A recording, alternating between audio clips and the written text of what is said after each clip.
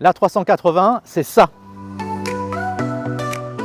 L'A380, c'est tout simplement le plus gros avion civil au monde encore en service aujourd'hui. Il est équipé de deux ponts, un pont principal et un pont supérieur, et peut transporter jusqu'à 850 passagers. Il fait 80 mètres d'envergure, 72 mètres de long et compte 4 moteurs énormes de 3 mètres de diamètre. Et puis, il coûte un peu cher, c'est vrai, plus de 400 millions de dollars à l'époque où il était commercialisé.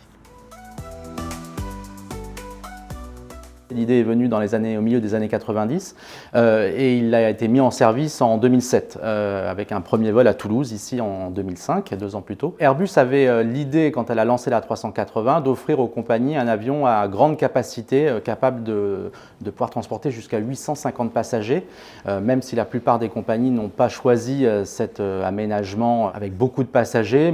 L'avion quand même pouvait transporter 500-600 passagers sur des lignes forcément long courrier.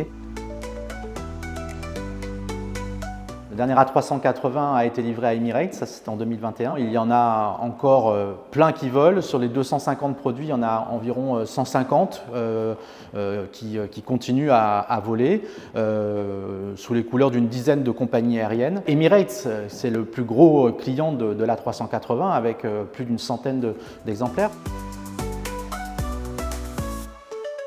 Airbus l'a avoué quand elle a annoncé la fin de sa production, c'est un avion qui est arrivé 10 ans trop tard sur le marché. Les compagnies avaient du mal à remplir leurs avions. C'est un quadri-réacteur, il a 4 moteurs, donc 4 moteurs forcément ça consomme, ça coûte de l'argent et les compagnies finalement préfèrent des biréacteurs qui consomment 2 fois moins et qui ont quand même une capacité de 350 places. Et puis il y avait aussi ce problème de compatibilité aéroportuaire. La 380 il est énorme et il faut que les aéroports puissent l'accueillir, pouvoir débarquer des passagers aussi bien du pont principal et du pont supérieur en même temps pour éviter qu'il y ait une heure de débarquement à l'arrivée ou l'inversement d'embarquement.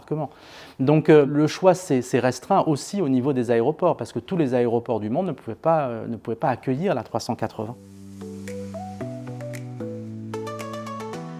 Il y a aussi des compagnies qui ont fait le choix de la 380. Je pense notamment à Global Airlines, qui est une nouvelle compagnie britannique qui est en train de voir le jour et qui a racheté 4 A380 d'occasion forcément et qui va les opérer entre Londres et Los Angeles et Londres et New York à partir de 2025.